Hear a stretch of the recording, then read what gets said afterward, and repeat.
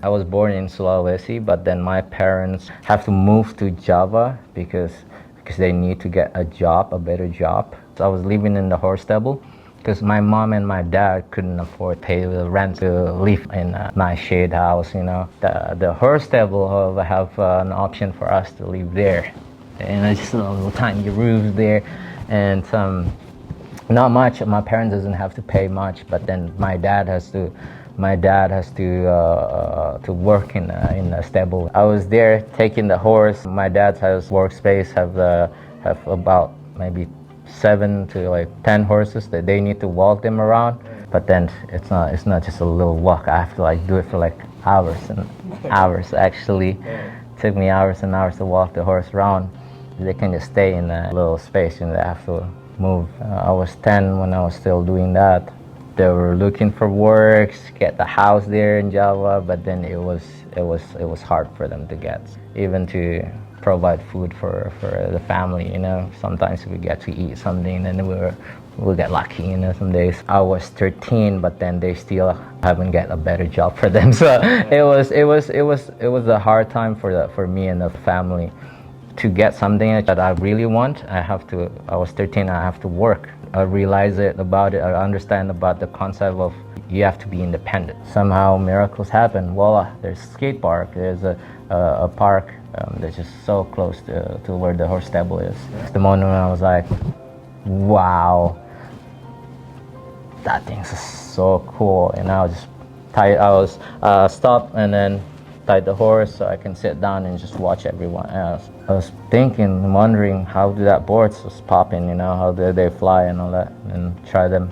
As one of the guy, it happened. My brother has been started skating with them, kind of like know everyone, give that a try, and knowing that something is so fun. I skate almost every day since that day. For 6 months, I tried to get my first kickflip. So that kickflip was the start of, that was my only trick that I was thinking can win a skate comp. It feels different when you win something and when you get something out of the skate comp. You can just win a hat or you can just win a t-shirt. It feels good. You feel like you achieved something. In the comp, you have so many of the skateboarders. They want it too, Yeah. Back then, I wanted more than them. If I get it, then I don't need to buy them.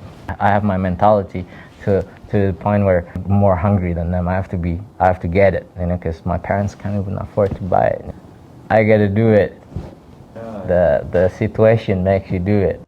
Back then, I was just going comp to comp. Some homie will have to pass their entries. They just give the entry to me so I can join the comp. They just get a t-shirt for free. All these contests, they went around in Java. That I have to take the bus from Java. I have this free bus. The free bus was taking me from Jakarta to Bali with all the crew. This is the point where I was not home the whole time. I go staying from one friend's to the other friend's house, and then joining comp so that I can survive, so I can have something to happen and sell it. If there's no money in the comp, I'll sell the product. Bus took us to Bali for this comp. Reno was there. All the other boys was there. Everyone was going from Java to Bali for this one comp. I was with Falcom already. They gave me a contract.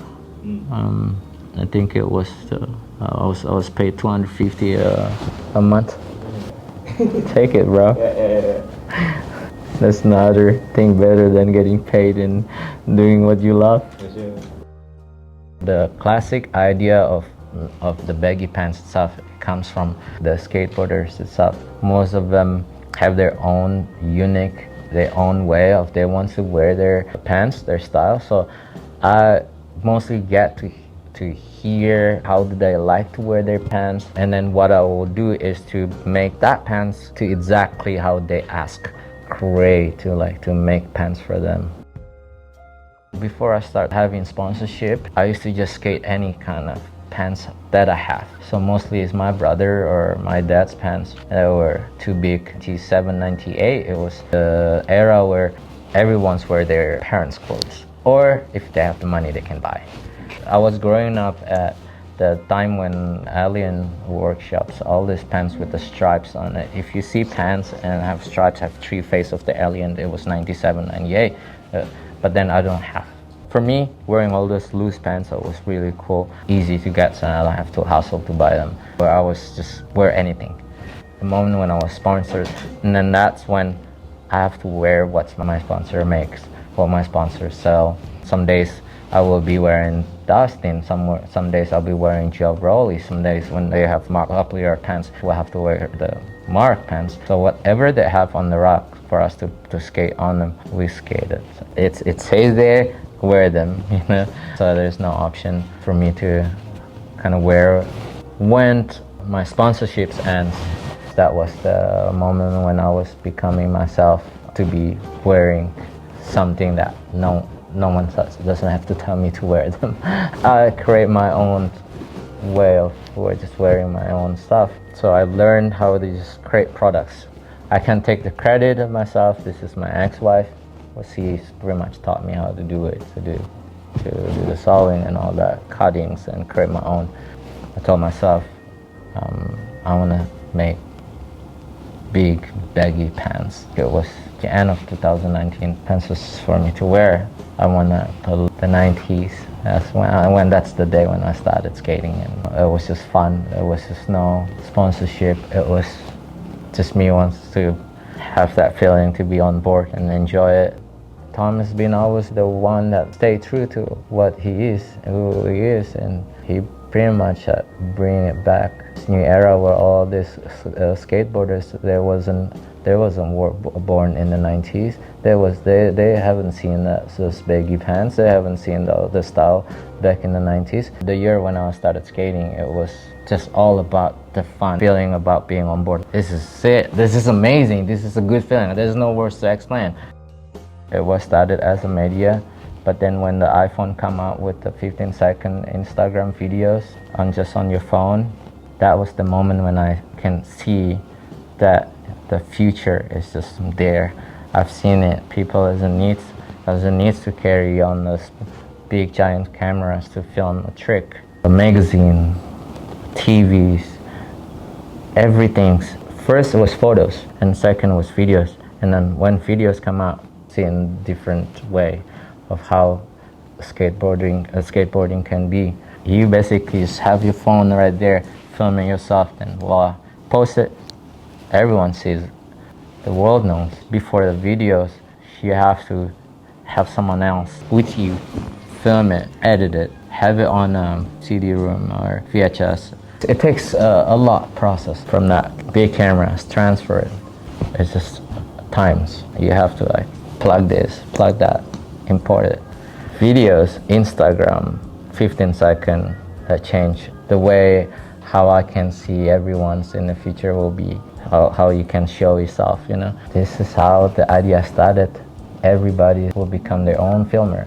Well, you have to have someone else with you to have fun. But then when days like, yo, there's no homies to hit up, be there with your phone, you can still do it, you can still film yourself. It's just, it doesn't move, you know.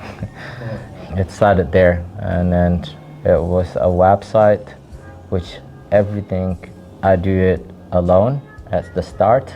Started website, and I write a little story, and then I'll take the photos, I'll make a film. Most of the content, it's the skate content. That's what I love the most. I was just gonna film skateboarding. When I film, then it just makes me feel good, because sometimes it's so hard to find a filmer, to find someone that can understand how they're the one that there, and then doing it, the sweat, take the risk to do it for both of us to enjoy, to have fun.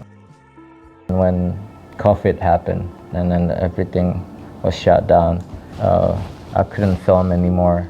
The main thing for TV Star is to shoot everything, like everyone, all skaters, events. There is nothing you could do to actually earn if the whole things you do, if your job is to film events or anything like that, there's nothing you can do. You gotta stay home. I was at the moment where I was just not 100% with my mentality. I was really down and not in a good spirit. I had a breakup with my ex. I have to start everything from ground zero. 6 months I was not awake. I'm not waking up from my sleep. Moved back to Bali, lockdown, no works, so down. I remember the beginning was making pants was for myself. Actually, I started making pants when I was going to visit my wife to London. She wants me to go to London, but then she canceled it. She taught me how to do pants, how everything's by phone. So we have a lot of phone call in 6 month time. She's pretty much the one that taught me how to do it, and then I sell them on Insta. Then I have enough money to fly to visit her, and I stopped making pants because I have the money to fly. Right. That was the hustle. So that was the moment when I started making pants, so I can sell them, make the money, so that I can visit her in London. So like first is to survive. There's no job out. Actually, I also was dropped out of my sponsorship. The contract is finished. There was just nothing for me to do. The hardest time of my life. I was not wanted to see anyone. 6 months, I was just, the whole time I was on my bed. I have all these DMs. Mom was there. She knew I was going through a hard time. She was there.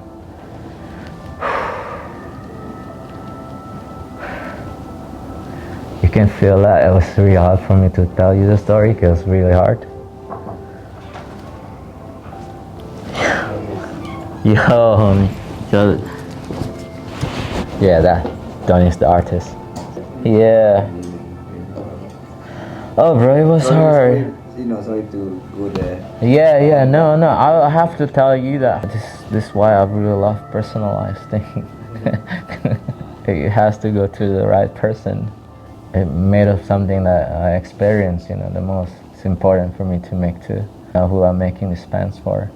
It was t-shirts at the start, but then I don't make t-shirts. It was merchandising. But then back then, I have sponsorship. I was still with Falcom and then also run TV Star at the same time. There is some rules, can't make my own clothing. I can't make my own stuff because it's against the contract.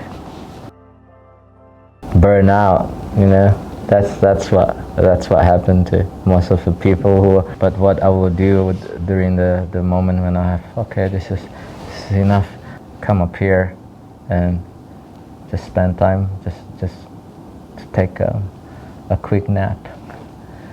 A nap is just the answer to your burnout. Quick power nap and get back. Or sometimes I just shut down. The body tells you to stop.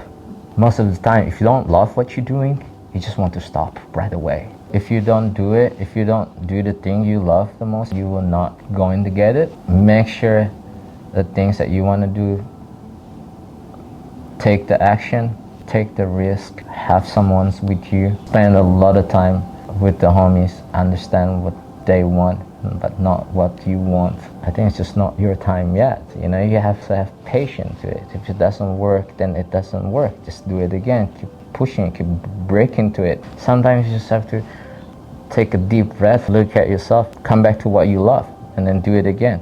Not giving up is the key to it. To be able to do all of this, come from nothing to actually living in your dreams, and sometimes you have got to go through shit. You gotta go through the fire. You gotta be hot. If it's not melted yet, it means it's not hot enough. It's like gold, got to be melted to prove that it is the real gold. What's important also, to be alive right now, doing what you love doing, or doing what you're doing, it's actually a dream. Again, that's Tom Penny.